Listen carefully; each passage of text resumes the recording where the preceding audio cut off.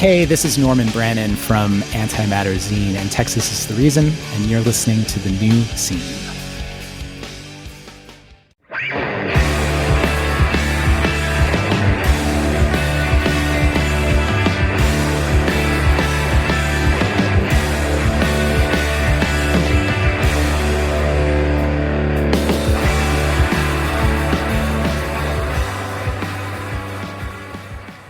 Hello, everybody, and welcome to The New Scene. I'm your host, Keith, and we're back with another brand new episode. And this is a very special episode. Remember when you would watch a sitcom and they'd be like a very special episode of so-and-so? Well, this is a very special episode of The New Scene. We have returning guest Jonah Matranga, and this is one of my favorite conversations I've had all year, easily. He has so much insight and wisdom, and just, we go into a deep dive on our history with recovery and talk about the music industry back then in the 90s. And Jonah talks all about his career with Onelinedrawing and FAR. I learned a bunch of stuff about the FAR reunion that happened in 2009 that I didn't know before. And Jonah is up to a lot of new stuff as well. There's a new Onelinedrawing record out. He's been collaborating with a band called Sons of Alpha Centauri, who just put out a new record called Pole, which is one of my favorite records I've heard all year. If you're into the heavier side of Jonah, you're going to love it, and you're going to love this conversation. But before we get to that, I want to check in here and say that there's been a growing number of comments on YouTube where people are very upset that there's a 4-minute intro to the show before it gets to the interview, and people are like, oh my God, I can't believe there's 4 minutes of ads. Oh my God, 5 minutes of bullshit. Just get to the interview. A lot of crying, and I want to address that here. All right, since some of you don't seem to understand how to work YouTube, I'm going to help you out with that right now. Episode 180, all the way up to the current episode, 224, are all time-stamped. There are timestamps in the description that you can click to jump right to the interview and skip over this part of the show. And if you hover over the bar on the bottom where the video is, where the timer is, it's all timestamped. The chapters are all cut up right there. You can jump right to the interview. You can skip over this part. You can skip to the end of the show if you want. And I put the timestamps in the comments, in a pinned comment as well.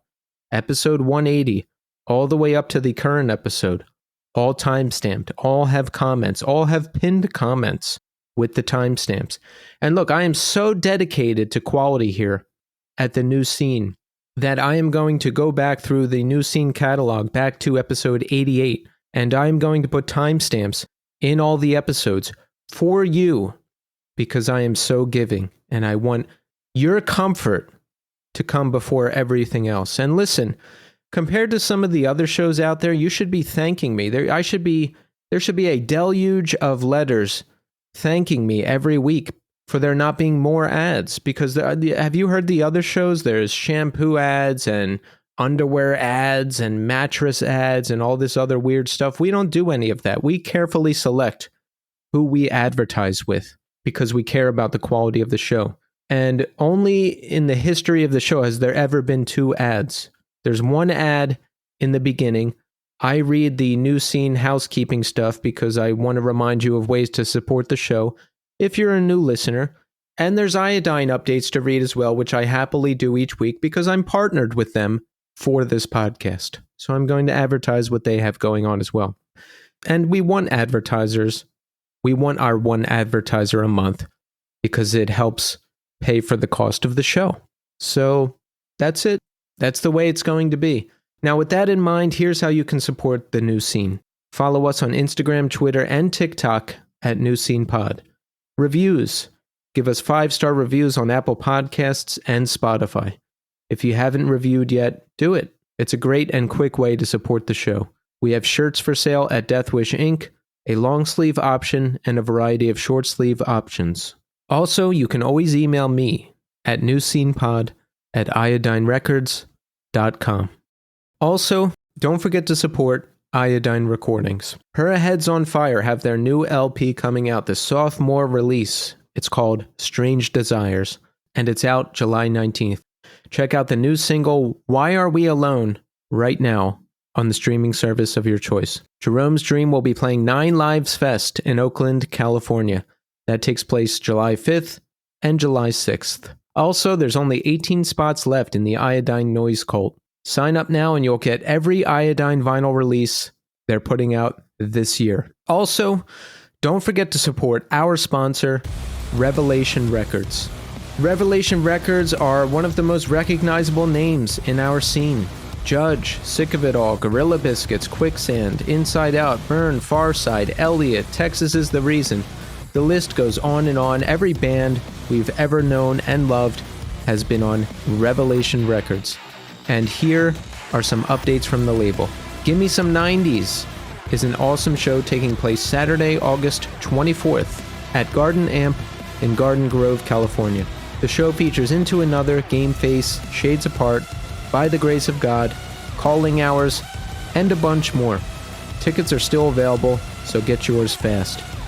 Ray Capo just released his new book. It's called From Punk to Monk, and it's available now via revhq.com. And don't forget to pick up the new LP from Spaced. It's called This Is All We Ever Get. Head over to revhq.com. They've got classic releases. They've got the new releases from bands like Calling Hours, Be Well, Drain, Paint It Black. Pick those up and follow Revelation Records on Instagram at Revelation Records. You can also follow RevHQ on Instagram at RevHQ. Okay, so listen, check back in with me in segment 3. I'll tell you everything that's going on with me. We'll check in and make sure everyone's doing okay. There's some new music I caught up on. There's a new Sunny Day Real Estate single out. There's a new Thursday song out. Their first new song in a long time. But right now, we are going to speak to Jonah Matranga of Onelinedrawing. Enjoy. All right. We are here now with Jonah Matranga. Jonah, welcome back to the show. Thanks so much. Happy to be back. Yes, Jonah, it's great to have you here. There's you're up to a lot lately. We've got I really am, even for me. Yeah. I'm surprised, and it sounds like you're surprised. I really too. am. We've got the Sketchbook 2XLP that just came out on Iodine Recordings. We've got Pull, which just came out yesterday from Sons of Alpha Centauri. Yes. Yep, that's true. No lies. That's exciting. That you know what? I don't want to get ahead of myself, but that's one of the best records I've heard this year so far. Wow, I'm so happy to hear that. That rules. Thank you. We're going to talk about that. You've got a new single with Plutocracy Planet. There's a lot going on, and we'll cover all that. But first, let's get into it. Yeah. First, I want to ask, how are you doing today, Friday, as we record this? I'm doing pretty well. My baseline emotional state is pretty good these days. And I knew I was going to be talking to you, so I made sure to kind of freshen up, and I went outside in our little backyard, which is all dewy and cold but sunny. And so I'm feeling pretty good and pretty grateful right at this moment. How are you doing? I'm good. Let's see. Yeah, things have been a little quiet. Wait, have they been quieter? I don't know. They've been quieter on the podcast front because I finished a big recording push, right? But I'm also working on a new record. So that's a great source. That's a great source of joy and stress, right? Because, you want the recording to be good. You want it to go perfectly. I don't know anything about that. I'm sure not. Well, but no, that. Yes, I get it. Yeah, what you do is so good things are happening. It's an art in and of itself. Yeah, good things are happening. Yeah, and I mean, what do we got? But now that's about it. Future is just a worry, and the past is just a dream. I like that. Yeah, that's my edict to myself right now is to just stay focused on the present, because I'm thinking 1 year ahead, 2 year ahead, and getting all stressed out. Yep. So I'm just like, no, what do I need to do today? That's right. What needs to get done today? That's right. That generally, how deeply I am into the future or the past generally goes along with my baseline mental state in a not good way. When I'm just being right here, what do I have to do today? Here's what's right in this moment. look around, look at the to-do list, look at the list of to-do lists, and then go. Exactly. When's the last time you got wrapped up in the past or present and got yourself all mixed up? I'll give you a quick example from me real quick. All right. By some happenstance, I got access to my original email account. So I went into it and saw all these pictures from when I was like 23, 24, 25 years old. And then I got really depressed because I was like, oh man, I thought I looked all young and like 21 years old still. And now I realize that I don't. Yeah. and then I was just thinking like, oh man, I wasted my entire 20s getting drunk and getting high and I don't know, just wasting a lot of time. So I was bummed out. But then I just didn't allow myself to sink too deep. And then I pulled myself out and then I was fine. Like when's the last time you experienced something like that, either reflecting on the past or the present or the future? Yeah, I really appreciate that. And I appreciate your vulnerability too. As far as I can tell, there's a sort of an unconscious part of me that is still stuck anywhere between 0 and 15, and generally stuck in some kind of shitty stories I told myself and about the world then. And so when I'm not careful of staying right exactly here in this moment, whether I am literally thinking of things in the past or even more insidiously thinking a way that I thought in the past because it was a habitual sort of almost comforting way to think, like I'm a shitty person, the world sucks, I can't trust anyone, everyone's going to leave right when I say I love them. All those stories, when I'm not really conscious about being right here, they'll just steer the ship. They're happy to put in work, and sort of steer me around like a little automaton. So I think that's always happening. I kind of think it's always happening for everyone, and I think that the more engaged I am with that simple, tender truth, the better it goes to not get stuck in bullshit. Yeah. So, for instance, if we were doing a visual thing right now, you'd see that behind me there's lots of pictures of me at different ages on the walls and stuff. When I moved to this place, it's the first time in my life I've had it's a very small room, but it's a little room to just do my creativity and just be quiet and alone, which is one of my favorite ways to be, and in thought. And so I have all these drawers and drawers and drawers full of pictures and memorabilia, and not to like a hoarding level, but I've lived a long life now, and there's been more documentation of it in different ways than for most people because of the strange thing I've chosen to do to trade time for money. And so anyway, looking around all these pictures, I think someone could look at it and say, "Oh wow, look at this, kind of glory days, kind of like what is this room?"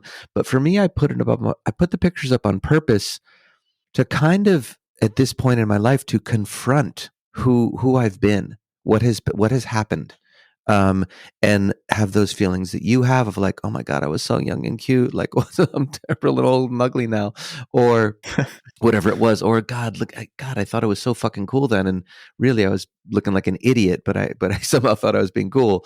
And so there's all these different feelings, and they aren't all negative. Some of them are. In fact, I did on purpose put up pictures that are pleasant to think about, relationships, pictures with friends and people I've known through the music, and particularly pleasant, just sort of rock related memories. And so there's lots of things, but it really is to present myself with this past and to be with it and to get comfortable with it, because at some point, I think this whole life is just about learning to let go. And whether it's letting go of youth or letting go of different times of relative success or something in life, or letting go of really sad memories of failure because I don't need to live under them anymore. All of that stuff is pretty tricky shit. And so I take it really seriously. And one of my favorite phrases is be serious enough to have fun. And so that's how I do it, is I just kind of face the abyss and then do my best to giggle at it and giggle with it, because who the fuck knows what it all means, right? I mean, it's such a cliche, but it's true. And hearing you speak about the past and youth, I think about a deep cut of mine from years ago, but I really love the first line, and it said, "When I was young, I was dumb. I was so dumb, I didn't even know I was young." Um, and so I think about that kind of stuff a lot. I really appreciate you asking about it. And of course, Sketchbook, since we're going to be talking about it, that's just kind of it's a thing in and of itself to look back on and live in. But I won't jump ahead of ourselves. Yeah, you're speaking my language. It's a daily struggle for me. I future trip a lot, and that'll stress me out. Or I'll think about the past, like I was talking about, and I'll be like, "Man, I wasted all this time." Yeah, I experience. You talked about drugs and stuff. You talk about drugs and getting high. I experience at this point that level of nostalgia and future tripping. I experience those literally as taking a drink of or taking a substance. It literally causes hallucinations. It causes me to be in a different reality than what is actually here right now. And I think that I'll only speak for myself, but I think this is true about people in general, as far as I can tell. But I know that I can get really drunk on the past or the future. Maybe future tripping's doing coke, and and drinking is bringing up the glory days of the past. And I really think of those as the same thing. And so I think sometimes a lot of people think, oh, I quit drugs, and I know that I stopped doing drugs when I was like 16 for a bunch of years because I was in a lot of trouble. And what I discovered during that time was that my addictions just kind of went to somewhere else. They went to other people. They went to trying to control things. They went to, just sort of binging on the past or the future. It's been a really interesting and humbling thing. So anyway, yeah, I think the human brain does some pretty tricky shit. It does. I'm going to remember that. Yeah, try and think of it as a conscious choice. Try and think of it as like, when you notice yourself starting to get into that nostalgia thing, try and think of it. Picture yourself at a bar and someone's offering you a drink. Because I think that's your unconscious self offering you a drink and saying, "Hey, brother, want to hang out?" And that's what I think is happening. So if nothing else, it could be an interesting frame to try if you find yourself getting too moped out. I love that. I'm going to use that next time I qualify at a meeting. Yeah, is that okay? That's really good. Yeah. You don't take too many hits from that pipe. That's right. You don't want to. Once I started looking at my moods as a choice, then I really, since we're talking recovery talk now, which has been I don't know if you know this, but I wrote my senior paper in high school on 12-step because I got sober, in my junior year. And in my junior year, I was going to the senior prom because I was selling coke to the seniors. And by my senior year, I wasn't doing any drugs at all, and was doing 12-step. And wrote this. The first half of my senior paper in high school was my 12th step, my story, and the second half was this fucking hilarious deconstruction of 12-step through the eyes of a bitter 16-year-old. And I love it. Speaking of past documents that I really enjoy looking back on, actually, that's one. And so, yeah, it's the whole thing of sobriety and maintaining sobriety is everything we've been talking about. And again, recognizing that sobriety isn't just about substances. And for anyone who's gone kind of past the initial AA or NA or substance fueled kind of part of the 12 steps and gone into the more CODA or Al-Anon or those other more relational 12-step programs, gets pretty fucking tricky. Woo! Yeah. Yeah, it's a real trip. At first it's just about the drugs, but then as you move through the steps and you get older and you get wiser or dumber, depending on what's going on, you realize that there's just so much more. Yes. Right? Yes. Last time you were on the show, Jonah, this was way back in October of 2020. Can you believe that? I can't. I can't either. That stuns me. I definitely would have guessed a year ago, 2 years ago, tops. I would not have guessed 4 years ago. That is true. Yes, you were. It was episode 30. I think it was episode 30. We were still the Northeast scene. Man, I knew I had a deja vu change thing because I knew this cast, and I was like, wait, but it's not. And it didn't quite put that together because it's still so close. But it was the Northeast scene, which was so attractive to me. I remember then because I'm a Boston kid, so I was like, fuck yeah, Northeast scene. Anyway, yeah. So A lot has changed since then. I'm the new scene now, and my co-host left around episode 111, I think. And but he, we're still friends. Everything's good. He just didn't have time anymore. And but what about you? Like, give us a. All right. So last time we talked, it was like still heavy pandemic times. We were still in lockdown. Things didn't really start opening back up until 2021. Give us kind of an overview of how you've been since then, like any major life occurrences. How did you fare during the rest of that time? Like, I mean, what's going on? Yeah. The headline is that, yeah, I moved to Oregon. I lived in San Francisco for 20 odd years, raising my kid, and she's all grown up now. And I was getting priced out of San Francisco. I really never could afford it, but it wasn't an option to be any further from my daughter. And so I figured it out. And it was a lovely place to live for a long time. There are people that I miss, and it was time to leave. And so the pandemic really hammered that home.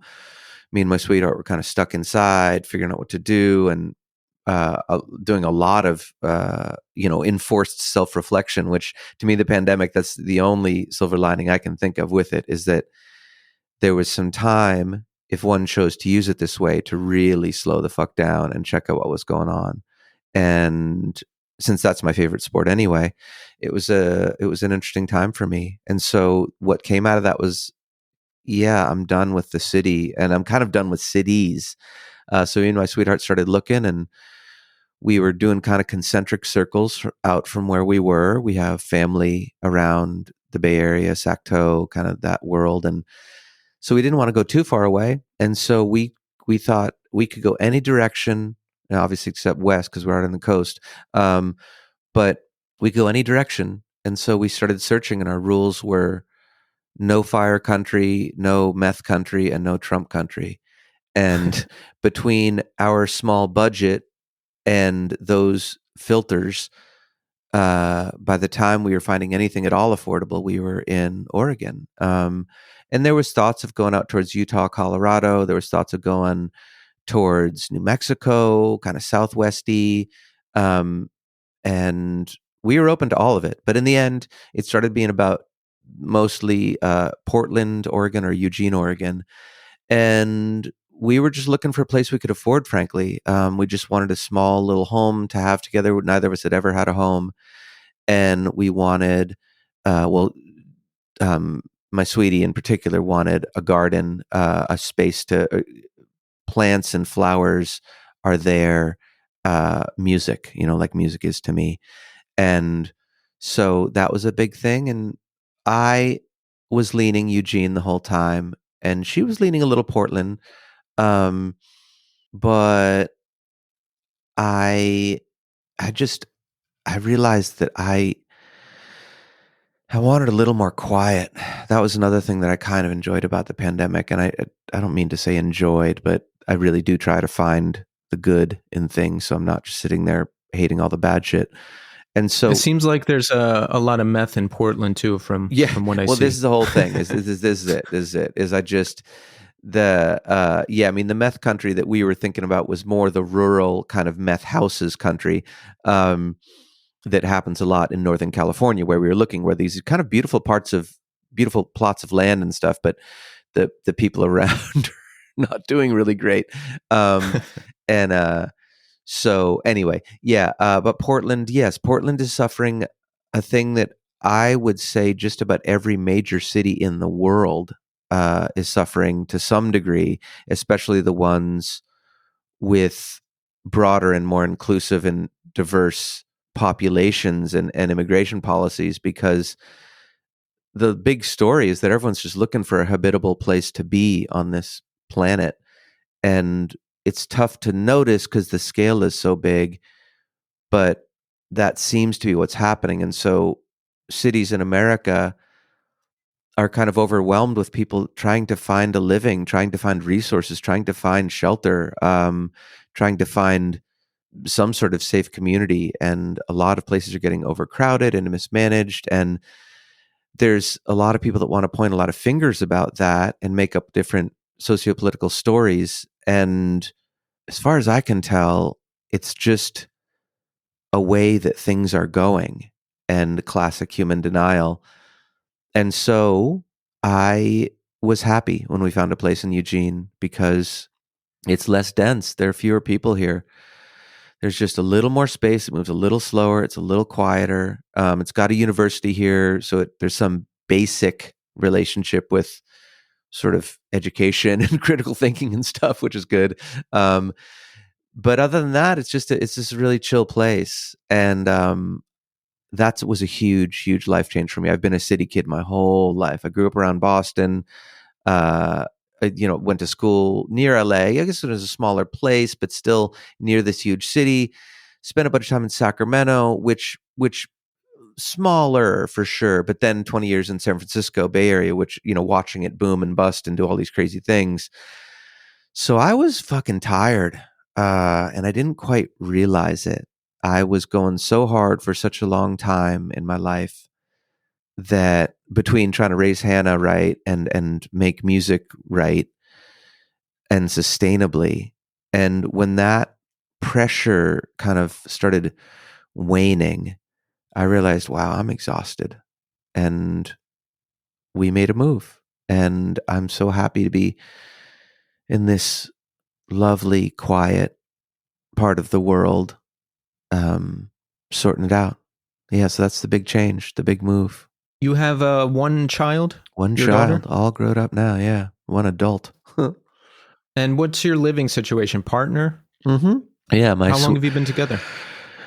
Sweet, no, we've been together on 7 or 8 years now. Got married 5 years ago. I mean, I don't know, not state married, but whatever. Promised each other in public that we wouldn't leave. Yeah.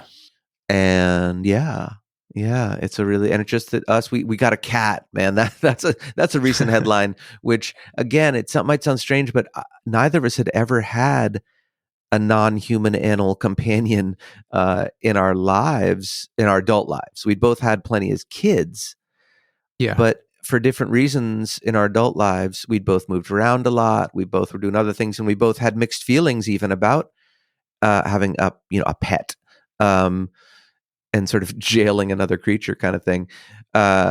So it took us a minute, but she found a feral cat on a farm she was working on. Kim did, and the kitty came home. We had no idea if it was gonna accept us or not. It was I don't know if you or anyone out there has experienced a truly feral cat, not one from a shelter, not one from a foster, not one, like nothing, just straight out of the fucking forest, basically.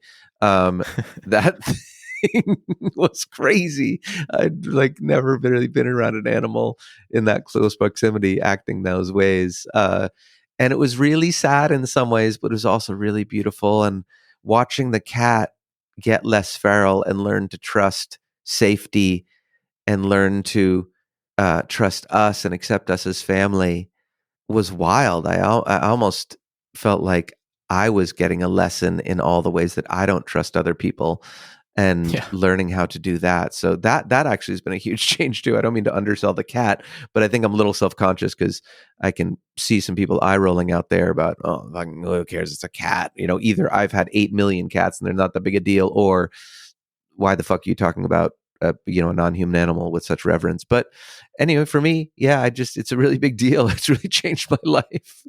So yeah, I love cats. My ex had cats, and I really loved them. I didn't know that I liked them that much. And there's a feral cat around here that I feed, and I tried to hand feed it foolishly, and it attacked me. Oh yeah. No, they it smacked my hand to get the food out of it. Yeah. And then I got mad, and I was like, I'm never feeding you again. But then after a week, I got over it, and I was like, okay. Yeah, we thought about having that kind of relationship with Zizi, frankly. We thought maybe if it just doesn't take to us, we'll just let it out the door, but we'll put a food bowl out there and it can, at least it can hang out, and we'll try to take care of it the best we can. We didn't want to enforce a life on it at all. And so it was a bit torturous watching it kind of de-feral. And I really wasn't sure, am I killing this animal's spirit, or am I giving it shelter? Like, what's happening right now? And again, I'm a person that overthinks all of this stuff. It's just kind of what I do, and I'm here for it. But yeah, we thought about having that relationship, but at some point when it looked, honestly, it looked like, I was literally saying to Kim, I think we should just take this back to the farm and just let it go back to its colony there, or wherever it came from, because it doesn't seem to like us or want to be here. But then it just flipped. I can't think of what happened. There was no particular special thing we did, but and I don't think that Zizi's spirit was broken. I was really scared about that. I do think it finally was like, this is not. It's a little bit like probably like my childhood. Like it Zizi was probably used to a lot of crazy shit that wasn't happening once it got to our place. Cause I think we got him when he was like, I don't know, 6 weeks old rather. And so it had been through a lot of things already and was kind of a mess, and watching it kind of shed its fears, as it were, and start to understand that we had love, we were safe, we weren't gonna hurt it or whatever. It was an incredible thing to watch. Really, really sweet. That's a beautiful thing. Yeah. One line drawing. Mm-hmm. This is you. Mm-hmm. Yes. It Now, I sure went is. back and listened to Tenderwild, Yeah. which is just a great record. And these songs originally came out during the pandemic, right? That's right. Yeah, Tenderwild was, talk about the thing that got me through the pandemic, making that record with friends and talking to people about it and obsessing over Did the you make tracks. it during the pandemic? Oh yeah. It was, I forget when Jeremy and I first started trading ideas. It was right beforehand, and I remember so clearly, he's playing with Soul Asylum these days, and they went out on a run as there was starting to be whispers of this new airborne illness, or this new illness that was going. We wouldn't even accept that it was airborne then. And so we were washing our hands for fucking 5 minutes. So yeah, Jeremy went out on a run, and everyone got real sick, but no one really knew what it was, and it kind of went by, and they made it through. And I remember I had a few shows, and I didn't know what to do about them, and they were very surreal to play. And anyway, I remember the whole thing kind of collapsing around us. And again, we were both touring musicians, so it was like, okay, that's not going to be life for a little while. And we both are people who are just so in love with music and making it. So we just dug in. We had already been planning to do some stuff together, but we were planning to fit it in between tours and between whatever else was happening. And all of a sudden it became the thing that was keeping us from insanity. So yeah, we fucking dug in and made something that I'm really, really proud of. And more than that, even, that really did get me through that time. I don't know what would have happened without that creative outlet. Yeah, because when I went back and listened to it, it really reminded me of the pandemic and processing that, and it just brought so much comfort. It was topical, and not in a corny way, like get your mask and wash your hands and all that. But you could feel, as I listened to the whole thing, I could feel us working through this thing together, and it brought such comfort. So I was like, I wonder if it was written during, like as a direct response. And yes. Well, the songs itself, some were starting before, because my songs, they sit around for a long time, sometimes a verse or a chorus, and then it finds a friend and all that. So the songs, some happened right during, some happened before. What really happened during the pandemic was that the way it was sequenced and the way I thought of the songs as a whole, two things were happening. I'd already fallen in love, but it was getting to that that kind of shit or get off the pot. Like, is this going to be a real thing? Is this going to be a real long lasting thing, or what kind of reason, season, lifetime? What's it going to be? And also, Kim had moved in, and then we were stuck in this 600 square foot apartment together, 24/7. So there was a lot there about just the micro interpersonal. And then there was this big, strange relationship that the world was having where we were all talking to each other on Zoom like this, over the satellites. And of course, that had already been happening, but to be enforced that the internet was pretty much our only real form of communication, and it was a real wild time. So the songs, it really did end up being this thing. I really framed it around this kind of dizzy tumble into love and this naivete about humanity kind of thing. And then this quick descent, which to me, COVID really, a little bit like 9/11, this very huge collective feeling of, oh fuck, the world isn't the way I thought it was. Oh God, I'm less secure than I thought I was. I'm more scared than I thought I was. And all of that stuff was happening.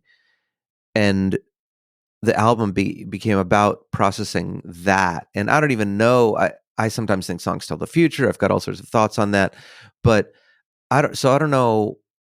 I remember, like, Don't Give Up, for instance, was written, that was written early on in the dumpster fire happening, the disaster that preceded the pandemic. And it really, oh wait, hold on. Something's happening with something. Hold on a second. Hold on. Something's distracting me. This is funny. Hey, Matt. I'm having an interview right now, but I wanted you on it. We're talking to The Scene podcast, and you should be the Northeast Scene, which so you can relate. But anyway, I'm here, and I won't say anything more. But I wanted to answer the phone with you on it. Anyway, I love you, and I'll call you after this. Yeah. Okay, bye. Who was that? Matt Nathanson. Who's he? He's a songwriter friend of mine who does a lot of great stuff, and he's been my friend forever. And we were just talking about interviews the other day, so it was really sweet. Anyway, any shout out to Matt Nathanson fans, and shout out to Matt Nathanson. I love you. Okay. Shout out, Matt. Yeah. Welcome to the new scene. Yeah, exactly. Yeah, so that really came across in the record, and just listening to it again brought me that comfort. I was like, yes, we're going to make it through this together, even though it was already over at that point. That's right. Yeah. So Don't Give Up was this real, it was making it through something else. But it really became resonant during the pandemic, and This Is Water, Serious Question. There's so many things became, When I Did Drugs, so many things became more resonant, and even sort of relatively innocuous sounding things like Hello From Here or You're a Home. Those two things, the feeling of those two songs changed so much for me when it became not this sort of nostalgic-y postcard, but this thing about safety and really knowing each other and loving each other exactly as we are, imperfectly, and all the things. It became much more meaningful somehow. The songs were kind of waiting for this moment. I don't know, it's trippy. And now we have Sketchbook, the 2X LP, which just came out, and that's a collection of songs from your early solo years with Onelinedrawing. So when did Onelinedrawing... Now, you've always performed solo to some degree, right? I remember last time when you were on the show, you said when you were a kid, I think you performed in the high school talent show, and you would do solo Sixth stuff. grade talent show. Yeah. I mean, I was in rock bands from 6th grade, and pretty much just as early I was messing around writing songs too, just for me. And in fact, that's what really lit me up early on, was getting my first 4-track. I didn't really know how to sound like the big rock bands I loved, but Suzanne Vega had just put out her first record. Tracy Chapman put out her first record. And speaking of the Northeast, I was, they came out of that region, and they made these incredibly simple records. And I mean, I'd listened to Simon and Garfunkel and lots of folky songwriter, James Taylor, blah, blah, all the things. But there's something about those records at that time in my life that felt so accessible. And I had just gotten my first 4-track, a Tascam Porta Studio, and I was already in love. I was already putting cables between old tape decks and trying to make multi-tracks with that, and I'd make mixtapes that way of I got a DJ fader and would fade in between the. So I was always interested in all of this stuff. And yeah, the first thing I ever put out was called Satchel Full of Memories, and it's me and an acoustic guitar on the cover. And that was end of high school into university. And then when FAR was getting going, I did a thing called Songs I Hope My Mom Will Like, because she really didn't like this crazy loud music I was making with this band in Sacramento. And so I made her an acoustic thing for the holidays one year. And then it became a release, because I love doing a personal thing and then making it a public thing. So I did that. So yeah, long story short, and really the whole reason I joined FAR in the first place, or that we created FAR together, because they weren't FAR before me and I didn't have a band before them.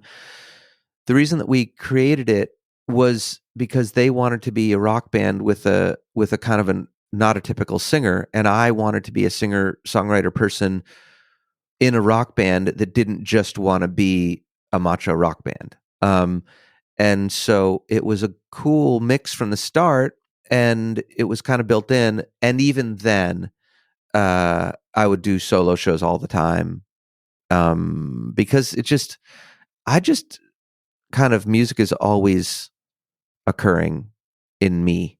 It's just kind of a way that I think and digest the world, a hook, a melody, a this, a that, a beat. So One Line Drawing, when FAR split up, it just became a really important thing to me. I'd already thought of the phrase, and I think I'd even already put out a cassette with Kevin's label, Pop Rocket. Kevin Seconds put out a little few song cassette. I forget if FAR had officially broken up, but it was, my marriage was ending, FAR was ending, and this was my outlet. So that little cassette was a big deal.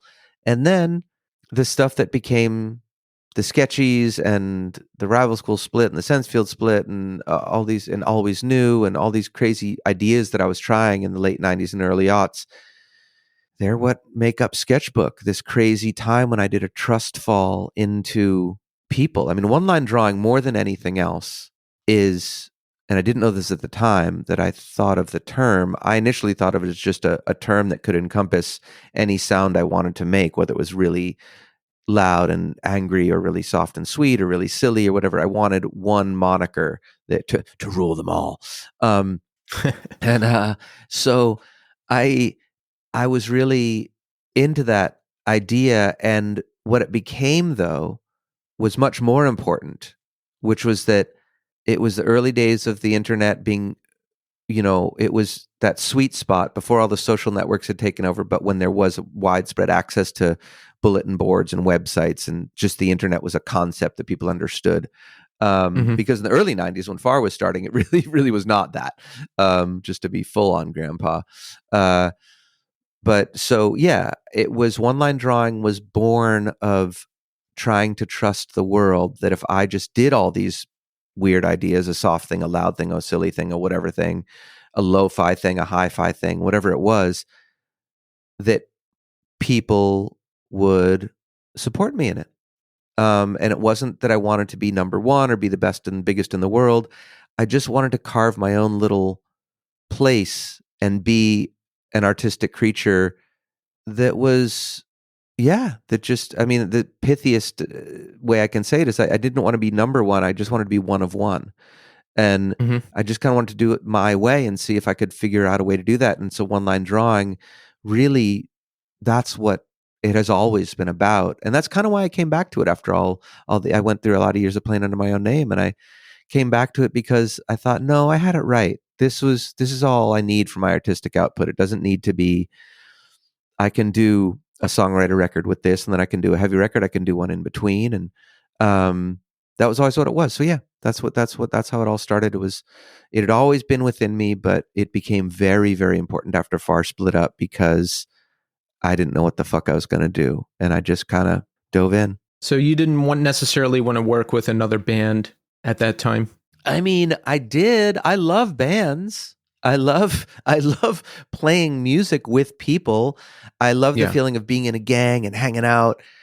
And the bands for whom the interpersonal part just kind of works in a simple way, or they've just been able to navigate it better than I have nothing but admiration and even envy for them. I think of Jimmy Eat World a lot.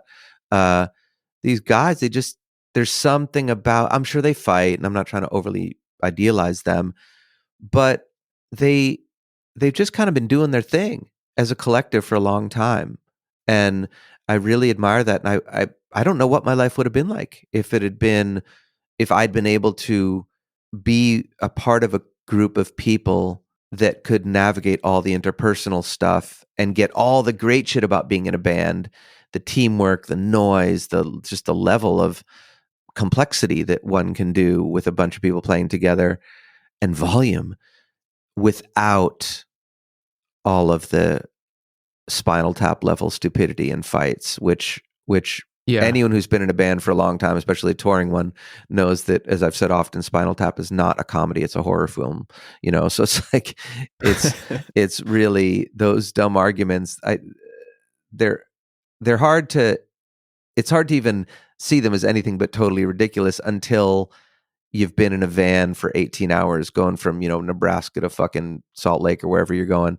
And just everyone's hungry and tired and misses home and the money sucks. And, just like, strange things happen to humans, or at least to me and the people that I've been around. So I love bands. I still love them. I still love playing music with other people. It's been tough for me to find the way to exist like that. Because there's the things about being alone are, the freedom is so beautiful. So anyone who has managed to have both of those things somehow in their life, you've got nothing but my admiration and envy. And I'm still up for it. I'd still play with any of the bands I've been in. Yeah. But obviously none of them lasted that long, and I don't blame anyone for it. I don't blame myself for it. I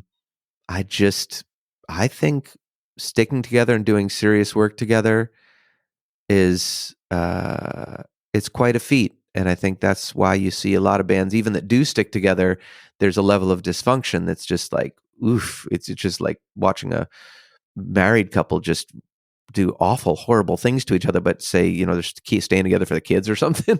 Right. So yeah, I never wanted to be in that band. That's all I can say. I would love to be in a band that did last and had some fights, but really it was mostly love and creativity. But yeah, whew, man, I know a lot of bands. They've had a lot of success, and they kind of hate each other and they hate themselves. And I never wanted to be that. Yeah, I can relate to what you're saying, because being in a long-lasting band has not been part of my story. Either I get fed up and leave the band, or the band breaks up, or I sort of get kicked out of the band. And then there was many years of just being out of control, which we've talked about. So, Yep. I've been in plenty of bands, but it hasn't been like you're saying, like Jimmy Eat World. I'm in this band and we do it for 20 years and we grow. No, I'm in a band, then I'm not. I'm in a band, then I'm not. And then I was distracted for a long time, and now I'm just getting back into it over the last few years. So, I can see what you're saying. I relate to it. Yeah. I mean, it sounds strange, and I don't know if anything will come of it, but I'll say it out loud. I just played a random show in San Antonio, Texas, and met this incredible community of people who no one's really, making a lot of money or anything, but they all support each other and they can play their asses off, and they got this spirit. And we all hit it off. We played a show together, and I was just struck by how a lot of the things that I kind of started in a lot of ways, or helped to start back in the kind of far and early one line drawing days, we're still alive. This kind of DIY community thing. And I don't mean that thing didn't exist to some degree in lots of different forms of music, but as far as hardcore and punk and post-hardcore, the sort of, and just I would say rock and roll, guitar-based rock and roll that I grew up in, one of the things I was always chasing with one line drawing in particular, especially after my experience in FAR, was a more personal, less divided artist audience kind of situation. And I was so happy to see that feeling still alive in this community, making fantastic music. So I talked to them a lot about I want to make records with them. I don't know exactly how it will work, but a collective can work in any number of ways. So we'll see what happens with that. But I just want to shout out these amazing people in San Antonio who inspired me so much, and I hope I see you soon. Nice. Well, one band you are part of, Mm-hmm. you've been collaborating with Sons of Alpha Centauri starting in 2021, right? Yeah. Now, we need to get the word out there to everyone because Push, the 2021 LP, and Pull, the latest LP, which just came out yesterday, amazing. Wow. Thank you so much. This is some of my favorite work you've ever done. I love these records. I highly encourage everyone out there to go listen to them and purchase them and everything. If you like, think early Deftones, melodic hardcore, Will Haven, Water and Solutions era FAR, for sure. that kind of stuff. For sure. You're gonna love this. So, how did you hook up with this band? Well, this all ties together so perfectly. This is what one line drawing was about. Like anyone who either got the sketchies or gets Sketchbook or whatever, what you're hearing is the beginnings of what led to me being in this band, which sounds strange, but what happened, and part of what I wanted to articulate on Sketchbook, was this idea that making music truly for the fun of it and to keep going and just making it because it's there and sharing it in simple ways and collaborating with whoever was around was what I was doing. All these splits with different bands, and I really loved when that was a big part of indie rock culture, was just sort of split 7 inches and all that stuff. So I was really excited about all that, and it really led to also communicating with people who liked what I did, who were also making music. And maybe we would never be in a band together. Maybe they were a person who never even did the trust fall. They kept their day job and they kept making music. There's nothing wrong with that. It's just a different way to create and to make music. And so I formed these strange alliances with people who they would basically, the same way that if I were a session guitarist or whatever, they'd throw me a little lute and I'd help them finish their music. I'd sing on it. I'd help them with their lyrics. And no one ever heard a ton of this music because it was never meant to be widely released or anything. And it's just me trading time for money and staying sustainable and figuring out ways to be of service in the world, and B, being excited to make music in all these different ways and not worry about the success level of whether anyone ever heard it and so one line drawing became all about that too. And that directly led all these years later to the guys from Sons of Alpha Centauri writing to me and saying, hey, we've been this instrumental rock band in England, and we thought if we could have, sort of any singer try and sing over this stuff, we'd love for you to try. And I did it just like I've done. I do a thing called unique recordings that I've done forever, where sometimes it's just I'll take a song and dedicate it to someone and make a unique version of it. It's a little bit like doing a commissioned painting, but with a song.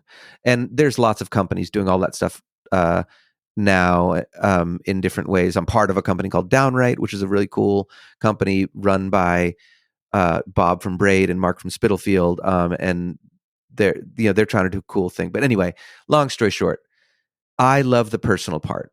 And one of the ways the personal part has worked out is helping other people create their music. So the Sons guys were just like a lot of other people I've worked with, except for the fact that they wanted to go the extra mile and use money from their lives. Neither of them are rich or anything, but they have money that they save up to make records and to work with people that they really love, and engineers they love and musicians they love. And I feel lucky to be the voice that they want around this stuff, because it's a beautiful thing. It's a surreal thing to sing over this rad riff rock made by these dudes in England that's inspired deeply by the whole musical gene pool that I grew up in. And I'm just speaking of, well, God, we're back in the past future thing. I get to kind of be with this music that I was really last singing, you know, for the most part when, I was in my 20s and 30s. And so it's a really amazing feeling to hear my voice now and to relax into it and to be the human being I am now. What is this music to me? And so it's a really, it's just a lovely, relaxed experience. They work incredibly hard to do the art and the mixing and the production and all that. I'm not around for any of that. All I do is I sing to demos essentially. And we get the shape of the song down, and either they keep the vocal tracks that I do initially, or when I'm on tour in England or something like that, we'll book a few days in a studio and I'll just jump in. So it's all very personally, simply made music. And I feel so happy for them more than anyone that these ideas of theirs are getting out there. And I know how good that feels to share stuff with the world. And I think it only feels the best when I don't need to share it with anyone. It's enough for me to just have it for myself and also then share it with friends or whatever. But then if it gets shared with the world, and then God, if it helps support me, and that's just the dream. And the core of all of that is just the feeling of being a 5-year-old and saying, I drew a picture. Would you like to see it? And that's the spirit in which these records are made. These guys aren't trying to be famous. I'm not trying to be famous. They're just putting the money in to produce it in ways that they feel proud of and do their best to really get it out into the world. And I feel very lucky that I, as an artist, just to get to go in and spend some time with them and see what arises and sing without needing to worry about all of the other stuff, which is my least favorite part of the music stuff, is the promotion and the this and the that. So it's really, I feel so, it's just such a lovely thing, and I'm really happy that anyone likes it. And it's cool because as the music gets out there, turns out, some people really like it. And that just is just the sweetest feeling. But why it is so sweet for me is because we made this music over the last few to several years, just very slowly and relaxedly, not trying, just being where we are, not worrying about the future, not being strung out on the past, just making stuff. And I'm so happy you like it.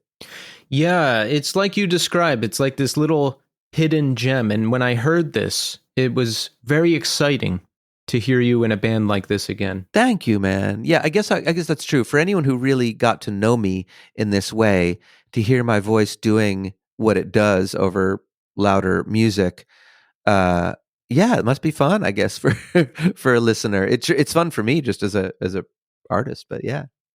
That's great. Yeah, they've done Sons of Alpha Centauri. They've done collaborations with a lot of people over the years, right? And it's not about playing gigs or pushing records. They just do what they do, right? No, they are essentially just two dudes, and they, as far as I can tell, just really love music. They try really hard to tell people about it, but they don't have a ton of money. They aren't looking for a big record deal. We've never played a show. I highly doubt we ever will. Just because, again, to do that at all, with any level of quality, it takes a lot to go right. And in this case, we're several thousand miles apart. They both got families. Like I'm doing a whole thing here. So it's not about any of that. And there's something so liberating about that. And so I do think, if nothing else, whether people like it or not, I hope they appreciate that it's music that is made without any big infrastructure around it trying to make it popular. And I really enjoy that. Amazing. Yeah. Gratitude. Yeah. You were in this band. I sure was. Now, this is another great band. And for our listeners, it was formed by Mark from Crumb and Thomas from the Get Up Kids.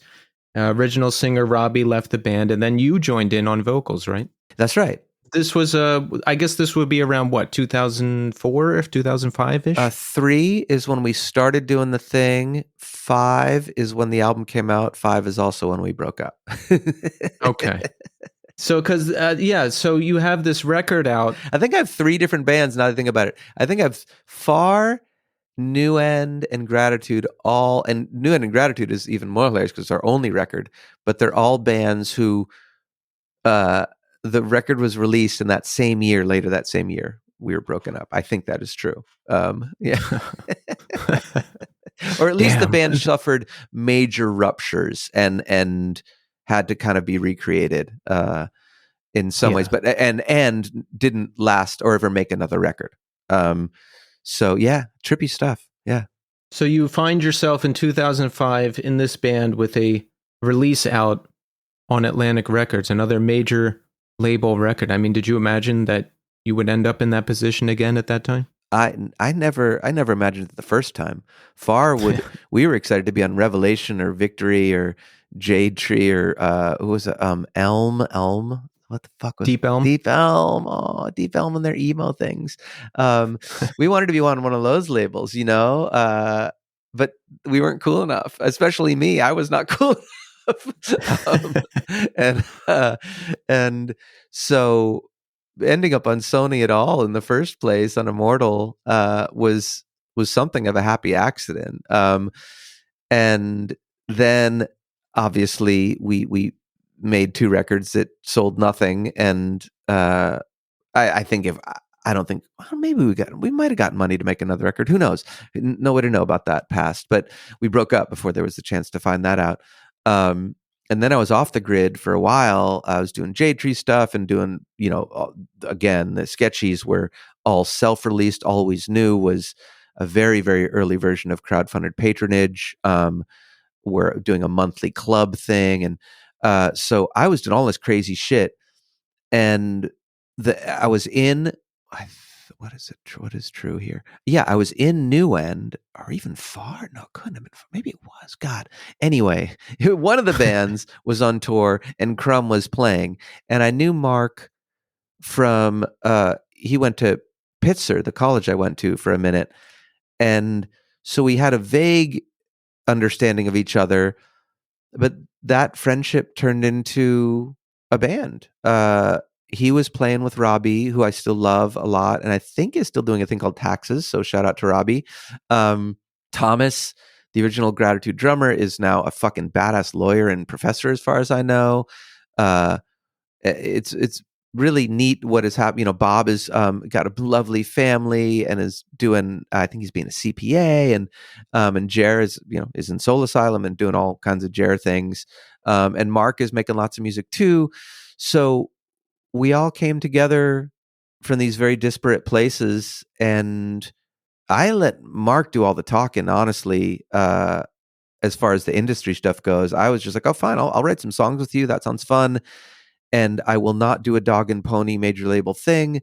But look, my thing is like, if you can find me a reasonably fun and sustainable situation, I would like to make music with you. I don't care whether it's for an hour or a week or a month or an album or a fucking career, like just whatever happens. So that's what Gratitude was it really was just 2 dear friends writing songs and playing with different people and seeing what it turned into. And what it turned into was one record on Atlantic, which all I can say about that really is that I had so much fun raising a stink so that Atlantic had changed their logo, but I demanded that the logo on our album be the same one that was on the Zeppelin records back in the day. Nice. So this is how I spend my capital, and probably why I don't have record deals that last for too long is because I get excited about that and no one else understands why I care so much about that. And yeah, anyway, yeah. I can see that old logo in my head. I'm like, yes, that's awesome. Yep. No, I fought for that shit. I like that. Yeah. Yeah, the record is incredible. Thanks. Drive Away. Thanks. That's a hit. Thank you, man. I love the songs on that record. I really do. I don't know what my fate has been. I think I've written a couple over the years that, could have got out into the world. And I wish them the best, those songs. I really do. What happened to the band? Same shit, I mean, it was a wild ride. In this case, it went from 0 to 100 real fast. In terms of the label really loved it. And it was one of these things where, oh my God, this could be big kind of thing, which is exciting. But again, it's not the thing I'm the most comfortable around, because the ambition gets going and the money gets going, and all these people that are ostensibly trying to help make something popular, but might have opinions that don't have anything to do with the reason the music got made. All that stuff started happening, and so I was pretty uncomfortable about it. And Mark, well, I can't really speak for Mark. He was going through some stuff, and I don't know exactly what happened, but he left the band very suddenly. We tried to go on without him. It was very unpleasant trying to do that. And it was, just kind of a dumpster fire. It was just kind of a bummer. Very stressful time in my life. And it just became a thing of, well, we're just going to have to let these songs be where they are, and I'm going to move on. And I just kind of went back to doing all the other weird shit I do. But it just was another situation of the interpersonal part just did not work. I tried my best, and I know everyone else tried their best. Again, I'm not blaming anyone else, and I'm also not feeling a bunch of shame and I fucked that up kind of thing. It just, the more I look at bands with a clear-headed perspective, the more I see them being very, very difficult things to do where everyone feels truly fulfilled and happy. And I'm a person that I don't really want to do a thing unless I'm feeling pretty fulfilled and happy. And even more than that, I don't want anyone to do a thing with me unless they feel really fulfilled and happy doing that thing. And it's a tall order, but it's kind of the way I want it to be, because I've seen things that are kind of go on out of obligation or financial needs or whatever. And it's not a way I want to live. Yeah. And, some of the cliches they say about bands are true, like it's being in a relationship with 3 or 4 or 5 people, 100%. how many are in the band, and they parallel relationships. And that's all true. And listen, any shift in dynamics can change things. There's been bands where it ended up being something different from when I started, and it's going in a direction I don't necessarily like, so I quit. Or people aren't getting along with me, so I'm out, or the band just ends, right? Or I don't know, I joined with certain people and those certain people aren't in the band anymore, and it just doesn't feel the same for me anymore. So I leave. So it just really, I mean, there's a lot of, Yeah. And again, and then add, and I don't know if the bands you've been in have been in highly pressurized, expensive recording situations or really long tours never. with no money around. Like, so add those irritants to it, Oh. like that's when it really gets wacky. Exactly as you say, just being, well, because the whole thing about music is that most people that really love playing music, it's got something to do with the fact that they have trouble communicating outside of music. Yes.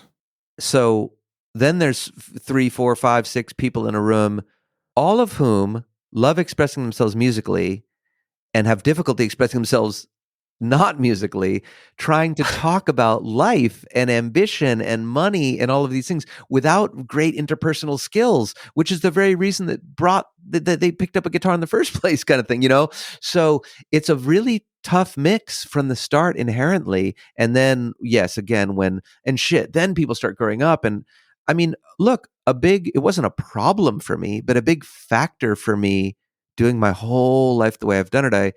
There's a beautiful interview with Norman Brannon from Antimatter. Shout out to Antimatter.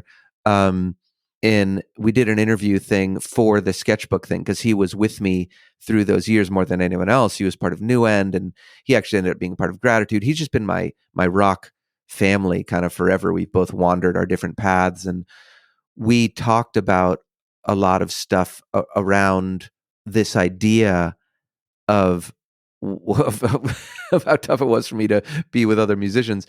And a lot of that was that I was a dad. And I was a dad. I was the only person who was a dad in Far. I was the only person who was a dad in New End. And I was the only person who was a dad in Gratitude. A parent, of any sort. And that made my needs and wants in the band really different than everyone else's. Mm-hmm. Now, it didn't have to be that way in the sense that I know there's lots of musicians who have kids and they do go out and tour. They tour for a long time and they do all the things that rock bands do and all the things. And I grew up without a dad. I did not want my daughter to grow up without a father. I grew up in pretty abject poverty, and I didn't want that to be true for her. And so it was always this tightrope walk for me to have the music be sustainable in some way and have it pay the rent and do the things and have it be fun, which is the primary reason to do anything. Again, is, and Hannah, I just did not want to abandon her. And for me, it's no judgment on anyone else, but I couldn't go away for weeks and months at a time. It just didn't, it wasn't an option for me. And to be in a band that's earning a living, generally speaking, and especially in the 90s and aughts, it involved a lot of fucking touring. And I said no to a lot of tours over the years in particular, because I didn't want to be away for that long. But everyone else on the tour is like, this is how the tour is scheduled, and it's going to make more money if we go out essentially for 3 months straight than if we go and come back and go and come back and go and come back. And I understand that math. I get it. I totally do. But that ended up being no one was mad at me for having a kid. They would be mad at me when I would say no to really big opportunities because I just didn't want to go away from home for that long. It was really as simple as that. And that was a bummer. And it's also the heart of what I love so much about what I've done. And to swing back to Sons of Alpha Centauri, in some ways, that kind of relationship where I get to just sing in a band that's doing a thing, but I don't need to show up for the rehearsal and the tour and the everything else. That's the way that it became to interface with other musicians. So I could have my own rhythm, my own life rhythm, but then still be having collaborations with different people. And so it didn't end up looking like traditional bands. And if anything, I kind of just wish I knew that a little bit earlier in my life, before I was trying to be in these really intense bands that were really going for it. Because it's a little bit like me trying to be in a lot of the romantic relationships I was trying to be in back then too. Everyone was lovely, truly, and everyone had wounds, because we all have wounds. Mm-hmm. And it's no one's fault. But for my part, looking back on it, I did not have the bandwidth to have the level of collaboration and co-work that I think a relationship of any depth takes. My life was all about making my music and surviving and being a decent dad. That was it. And anyone else who kind of came in and out, I didn't know this at the time. I was really trying hard, but looking back on it, I did not have any room in my heart or life for other really deep relationships. And being in a band is, if nothing else, logistically, a very, very deep relationship. Right. Yeah. Right. There's a lot of insight. What did you say? Oh no, I forget. What when I was young, I was dumb. I was so dumb I didn't even know I was young. That part. that and just kind of the interpersonal relationships with bands and everything is just it's a lot of insight. Oh, good. I mean, anyone out there who's frustrated with anything, I hope that anything I'm saying makes sense to you, because all I'm really here to do, in music or not in music, is to try to offer. One of my favorite things about a song is that it tries to boil down these big ideas into these little cool phrases that stick in my head, and hopefully help me. A song I think about a lot is Cheap Trick Surrender. Surrender, surrender, but don't give yourself away. That's like an axiom of life for me. And I try to give people, well, no, that's a lie. I try to give myself, I try to create my own little jewels that I can then learn from, and remind me when I'm feeling terrible. Better than this, the first song off of Sketchbook, I'm better than nothing and nothing is better than this. That was written at a time of pretty deep depression where I really felt like I was better than nothing. And that writing that lyric really helped me remember that, yes, I am not better than anyone or anything else. And nothing else is better or worse than me. And therefore, that's the fucking best, is that we all get to be here. And that song has reminded me, God, and Tides, the last song in Sketchy One, and so on side A of Sketchbook, is this time next year I won't be here. By then I swear I'll be somewhere. I rely on this. Standing on top of a tall pole, trapeze, still air, and me there wondering, will I jump or won't I? Just show up. There's time. Just walk in the light. And all you desire will rise like tides. And that has helped me through so much shit in my life. And all I'm really trying to do in this very moment with you right now, and in all of the sketchbooks and gratitudes and fars and Sons of Alpha Centauris and New End Originals and Comoras and Eyes and Others and all of it, the big one-line drawing that I've been doing, it's all been this. It's just I'm trying to be of service to the world in some way, and I'm trying to trade my time, the only real currency we've got, for the most important currency, which is attention. I'm trying to pay attention to myself and to life, and I'm asking other people to pay me some attention and have that be a nourishing thing for them. That's what I'm trying to do. That's a beautiful thing.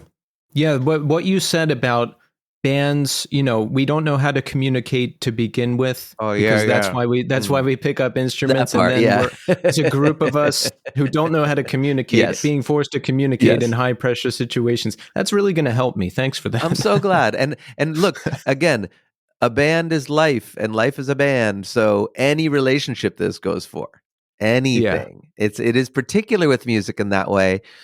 But I would say for instance, a romantic relationship, I would say the hormones or whatever happens that attract to or more people to one another, that stuff is the music and the raising of the kids, the maintaining of the shelter, the surviving together, the money, the logistics, the aging together, the being insecure with each other, the having the mask of who we're supposed to be fall off, a couple years into a relationship, all that's the touring. And so it's every relationship. It feels like it's just one kind of relationship, but just switch a few pronouns here and there, and all of a sudden every sentence is really every other sentence. It's just, again, we're back to the thing of where I can be strung out on an actual substance, or I can be strung out on a thought. Either way, I'm strung out. And that's it. Far. Yeah. Now, this is a band you were in. I definitely was in Far, for sure. Last time you were on the show, you said the band came to an end. We had an Incubus System of a Down tour on the table. Yeah. Before those bands were giant like they are now.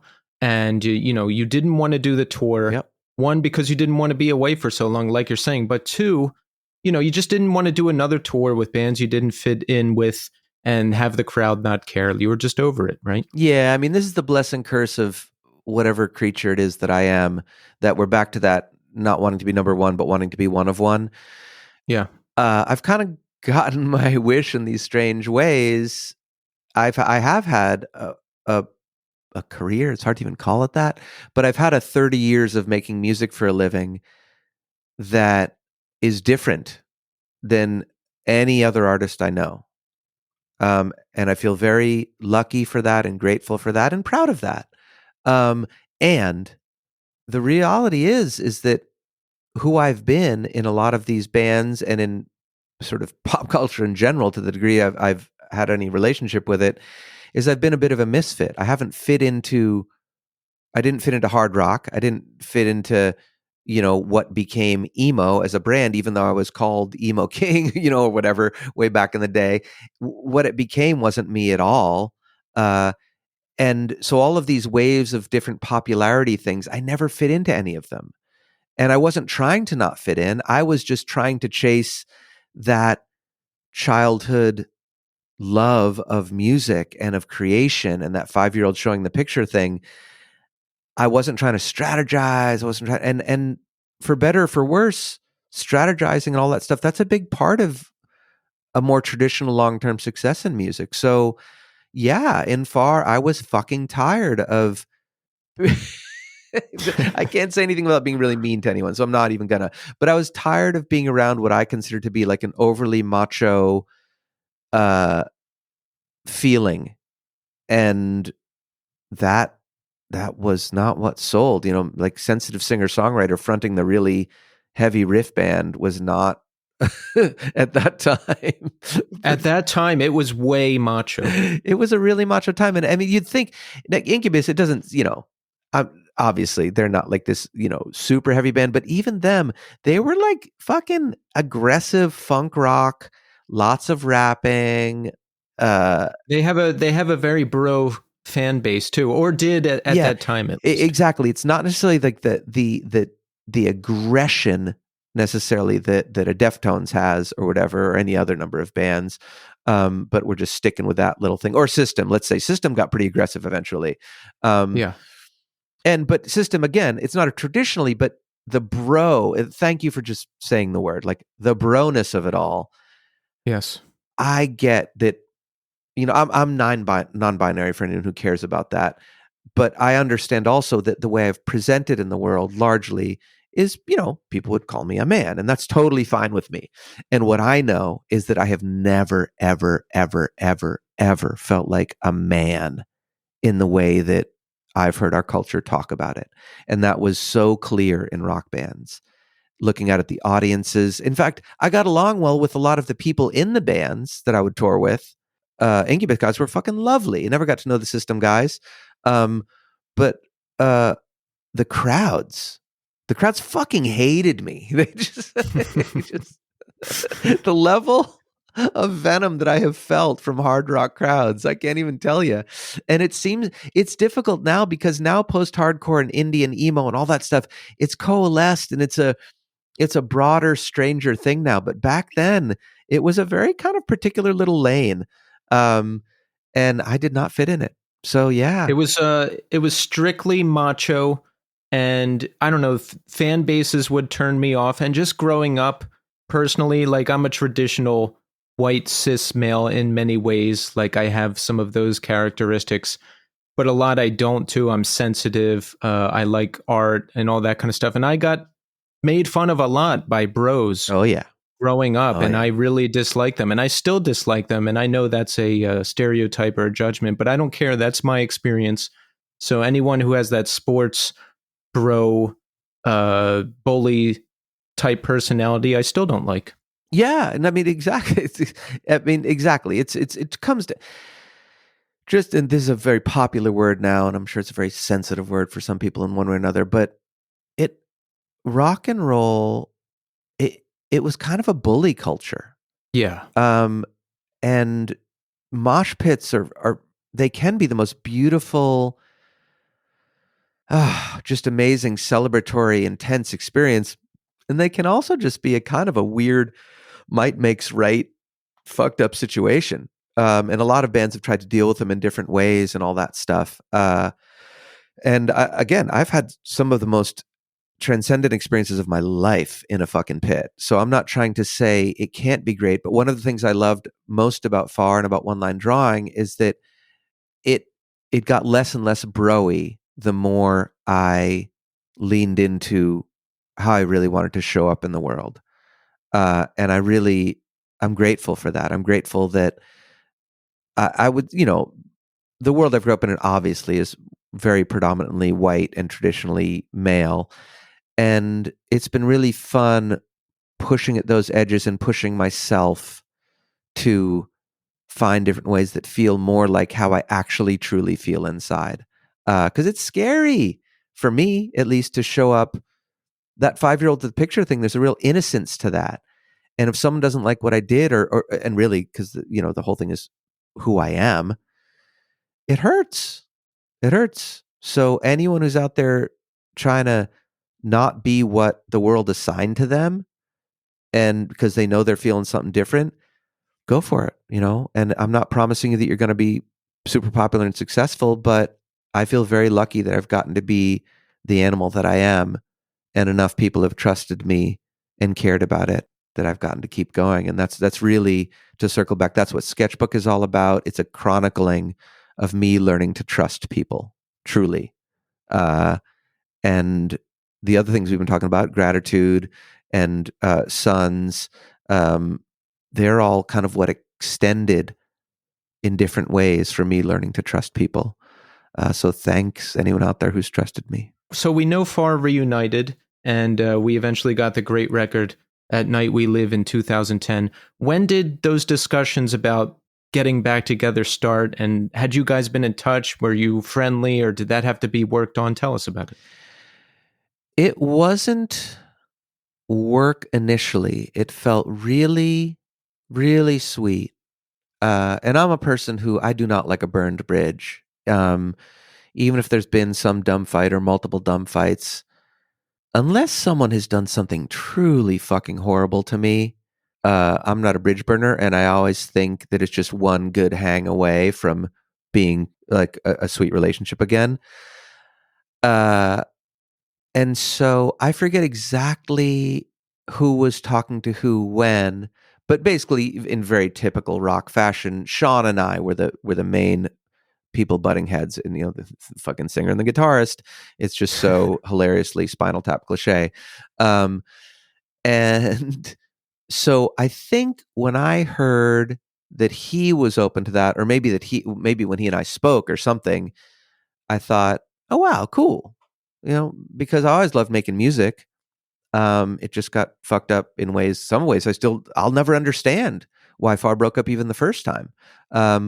So all I know is that when other people are up for it, I'm generally up for it. And that's how it started. We just hung out. I remember hanging out in Sean's backyard down in LA, and just playing the music felt really great together. We were talking about doing a couple of shows maybe, but under a different name. We created a fake band name called Hot Little Pony. We did a cover of a song called Pony by Genuine, and we were having a lot of fun just being together, making music, making shit we like. Sean had turned into a really great producer and engineer and had a great project studio in his garage. And so we were having a lot of fucking fun. And then Chris, who has always been kind of the beating heart of the band, we were going around in a circle saying, what the fuck do we want to do with all this? What do we want to do? How do we want to do it? And Johnny and I were of the mind that we said something to the effect of, we just want to play a few shows and just take it easy and have some fun with this. Just get to know each other again. And Chris came storming in with, I want to make a record and do some tours. And Chris has an enthusiasm and a charisma that has always been able to hypnotize me. And his enthusiasm was enough. I was up for it, and everyone else was up for it. So we made a record. The making of the record actually was really pleasant. It's some of the most sweet times I can remember with Sean. In particular, making the song At Night We Live is a really, really tender memory. And then the touring, it just sucked pretty much right from the start. Why is that? There were some fights about it even before it started, because Sean wanted to do a sort of more fancy one big show kind of thing, like a big announcement, and do kind of a bigger venue and do bigger production and all that. And Johnny and I in particular weren't up for that. And I really wanted to just do little club shows and not worry about all that too much. So there was a little bit of tension going into it, and we tried a little bit of both, and neither worked that well. And I think sometimes the differences between Sean and I and between all the people in Far, sometimes it has worked beautifully and magically, and sometimes it has been everyone pulling in different directions, and therefore none of us really getting anywhere. So the shows were it was just right back. I was talking too much on stage. Sean hated it. Sean was having trouble with his gear on stage and a bunch of, crazy feedback and things breaking down. And I was over that. And it just, and then we were back to Spinal Tap level fights of, I don't even know what the fights were about, truly. It was just Sean being furious with me, but not wanting to talk about it, and me being furious that he didn't want to talk about it, and me being sad and not knowing what I was doing wrong or not knowing what was going wrong, but trying to fucking fix it like a good little codependent. And just that. There's no story that I'm omitting. There's no. I mean, I wrote a book about all this stuff called Alone Rewinding, and for anyone who really wants to get into it, I really do try my best to say all my memories of this time.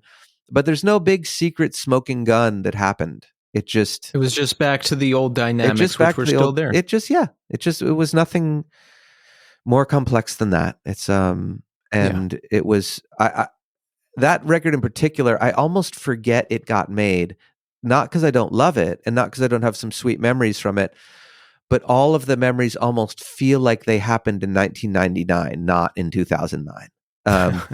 It was so back to who we were that it feels like that. I think, I don't know, anyone out there know, how it feels to hang around on your parents sometimes and revert to being a fucking teenager.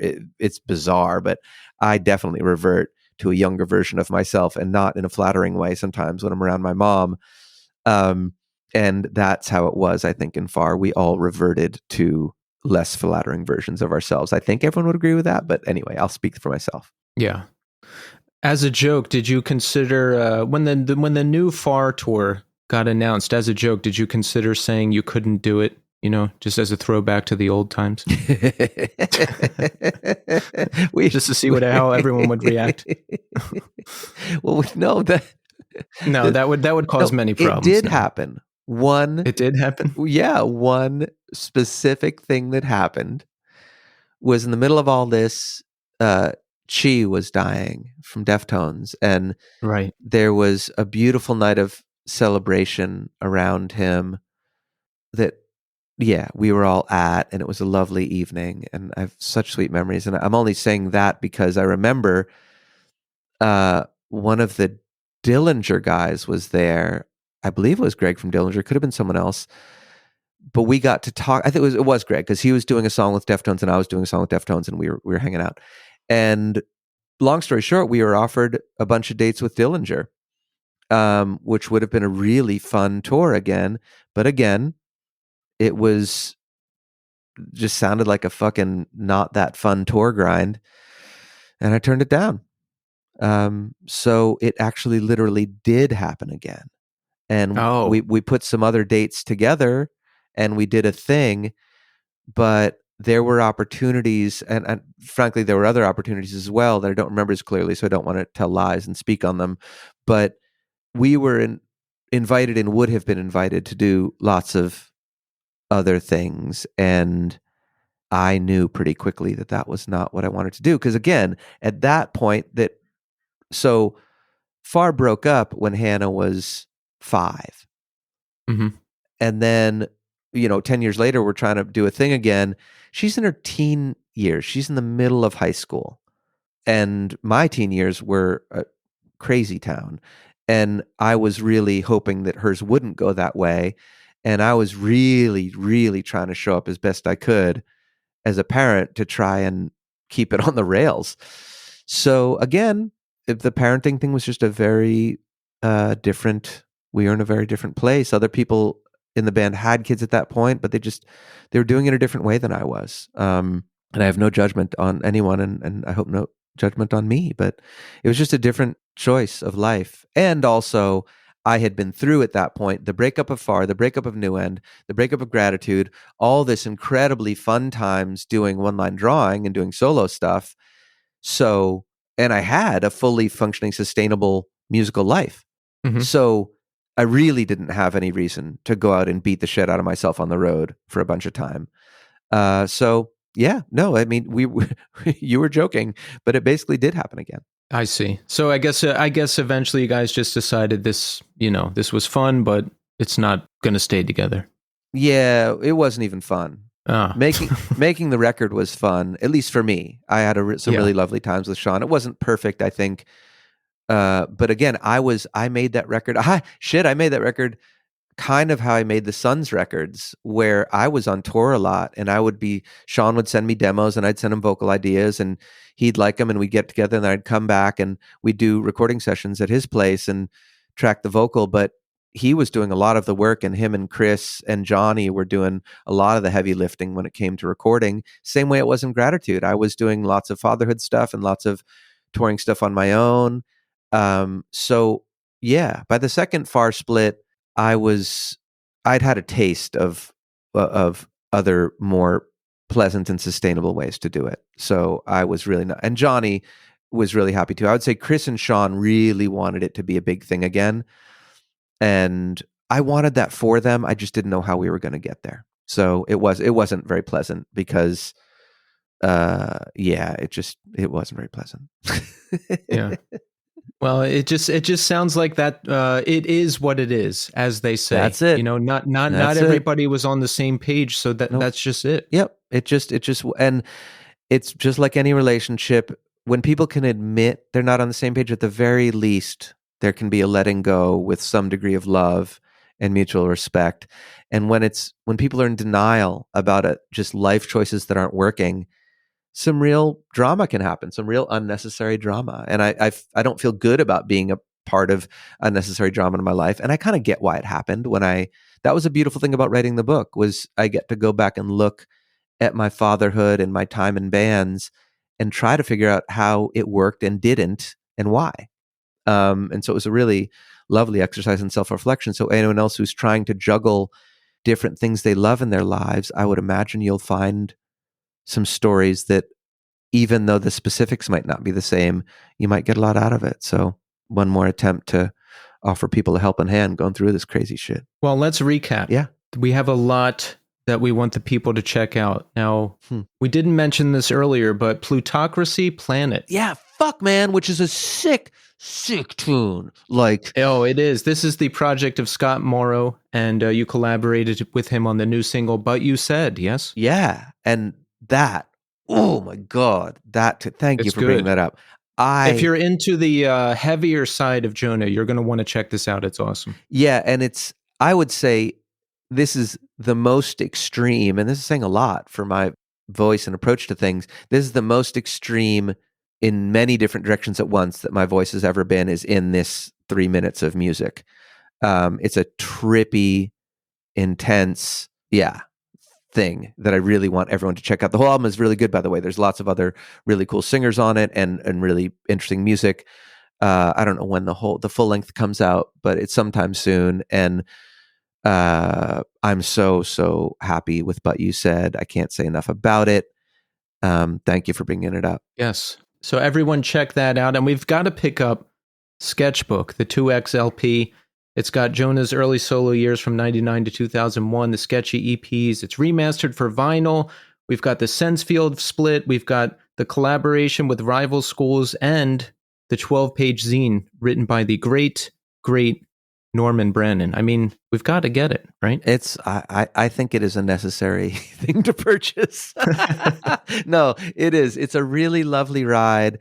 You'll hear tunes that I tried to give to Far that they didn't like. You'll hear tunes that I did end up giving to New End Original. You'll hear the beginnings of crowdfunded patronage. You'll hear the beginnings of unique recordings. You'll hear all sorts of strange, different textures over the course of a couple pieces of vinyl. I'm really, really, really happy with how it turned out. And I want to say a special shout out to Casey and Iodine, because Casey in particular taught me to really celebrate this music. I was going to release it in a much more understated way. And he reminded me, hey, this part of your life was very important to you, and it was really important to me. He was speaking very personally that the sketchy EPs were a big deal to him and to the scene that we were a part of, to the then new scene. And it was really cool for me to hear that from someone else. And I feel very proud of it. So please do check it out. Yes. Yes. And Sons of Alpha Centauri, the Pull LP, just freshly released. Again, one of my favorite things you've done. Can't recommend the record enough. Everybody, pick it up, purchase it, go get it. We want them to, right? I would love that, because that is how the fuck I keep going. That is how I raised my kid.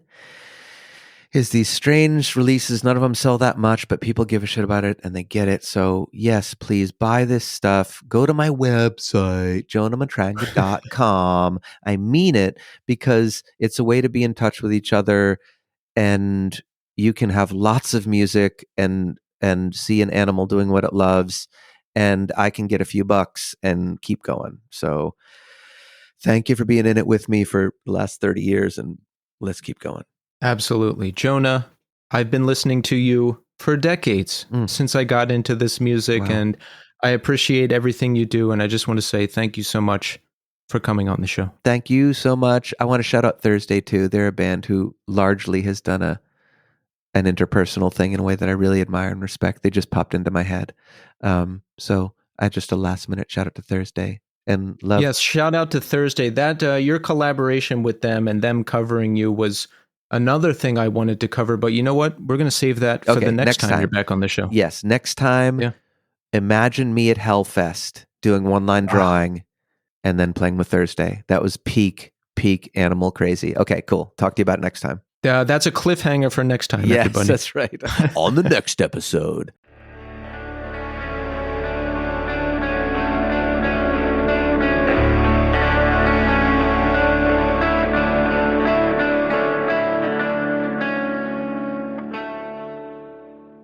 And there you have it. Jonah Matranga. Wow. What a talented and insightful and wonderful human. I'm very happy that he came back on the show, and I learned a lot from this conversation. The 3 biggest points I learned. Are you ready for this? Okay, number 1. Being too stuck on the past or present is like getting high. That blew my mind. I'm going to remember that. I'm going to remember that one for sure. Number 2, people in music have trouble communicating. That whole rap about, a lot of people get into playing music because they're bad around people or poor communicators to begin with. And then you get 3 or 4 or 5 people who are poor at communicating together. Forget about it. And I know that's the case for me. And 3, at some point, I think this life is about learning to let go. Very insightful, very insightful. Every day I learn to let go of the fact that I'm not 25 anymore, that I wasted a lot of my life, that I can't control everything. There's very few things I have control over, that I can't get high anymore. There's always something to let go of. That people are bothering me on YouTube about a 4-minute intro before the interview. So many things to let go of every single day. And I will do it. I will do it. So I want to remind you, make sure you check out Sketchbook, the new one-line drawing record. It's a collection of some of Jonah's best one-line drawing material over the years, and it comes with that zine from Norman Brannon. I really want to see that. I bet that's good. And I also want you to check out Sons of Alpha Centauri. This band, I'm telling you, it's really, really good. They have 2 LPs, Push, which came out in 2021, and Pull, which just came out, I don't know, a week ago, 2 weeks ago. But it's some of my favorite music I've ever heard from Jonah. I'll add it to the New Scene 2024 Spotify playlist. You can find all of my recommendations there and all of our guests too. So awesome stuff. Thank you so much, Jonah, for coming on the show. So let's check in. How are we doing? I'll tell you what's going on with me. By the end of this week, my new band will be finished recording our debut EP. I was in the studio this past week finishing up vocals for a couple of the songs, and we're working on mixes. So the band has a name. The EP has a name. It's going to be done this week, being mixed and recorded and everything else. And then we send it off to be mastered. And then I will work out the details of the release to see what that's going to look like. So you'll have more news when that announcement happens. And I'm just still working through not feeling great in the month of April. I think that's a historical thing for me. Here's what I did. Starting last year, I started keeping a Google sheet of how I feel per month. how I feel every month. Key things that happen in the month, and I divide it into columns: life, recovery, work, band. I have a band now, so that's in there. So it's kind of a checkpoint for me month to month to see where I'm at, and I can go back historically and see where I was at. Can you tell I'm an analyst for a living? Anyway, it seems like April is not a great month for me. I just generally feel not great. I don't know what it is. Maybe it has to do with me in fear of warmer weather coming up. Maybe it has to do with my clean date anniversary coming up. I don't know, but I'm just staying focused on what I need to do life-wise, recovery-wise, career-wise, and pushing through it. And it's a beautiful Saturday here as I record this. I've had most of the day to myself. It started out cloudy and almost rainy, but now it's beautiful and sunny out. I got the window open as I'm recording this. I'll get to do whatever I want to do for the rest of tonight and tomorrow, which I haven't gotten to do in a while. Catch up on some games. It's going to be good. I feel good as I sit here right now talking to you. And I caught up on some new music. We've got 2 new songs from 2 big bands out there. Number 1, Novum Beatus from Sunny Day Real Estate. And absolutely just a wonderful, wonderful song. I get big How It Feels vibes from this song. And the video. Did you see the video with art from Dan Black, the stop motion drawing that he does? One of the best videos I've seen. So you've got to check that out. And Thursday released their first new music in 14 years? Application for Release from the Dream. It's soaring. It's epic. It's a welcome return from Thursday. I was so happy to see that they released new music because when I had Jeff on the show earlier this year, he said they were maybe working on stuff, but nothing concrete, and they didn't want to release anything unless they thought it could be as good as everything else they released. And I think they succeeded. I got the feels during that song a couple times. So make sure you check it out. So that's it for this week. That's all I've got. My voice is blown out. I'm tired, and I've got important gaming to do tonight. But I'm going to end the show with a song I've listened to like 100 times this past week. A song I will add to the New Scene 2024 Spotify playlist, and a song and album I really want you to check out after you hear this. The band is Gratitude, and the song is Drive Away. It's from their 2005 self-titled LP. I wish this band would have stuck around more. The record is awesome.